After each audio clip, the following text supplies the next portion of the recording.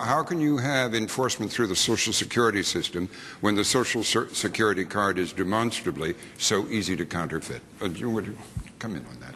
Well, we're going to have to deal with the whole issue of identification. I mean, not just from the area of immigration, but nationally, the issue of identity theft, national security issues. We have to know who people actually are. And what's the ultimate answer to that? Well, I think ultimately we're going to have to get a counterfeit-proof identification card of some sort to be used, and hopefully be partly the Social Security card, but it's going to have biometric identifiers. It's going to be a transition that will require people to have photographs.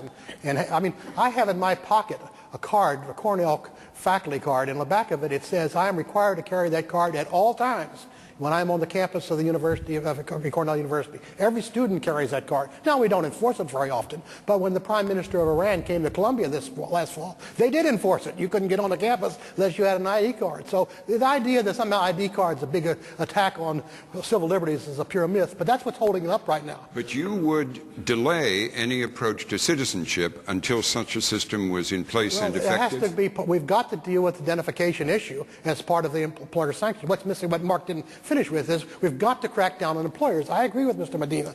The employers we've got to have a lot of employers on being fined and in prison. It actually is a criminal offense to perpetually hire illegal immigrants, but nobody gets sent to jail. And some years we only get 3 or 4 employers in the whole country who are fined for violating the immigration law.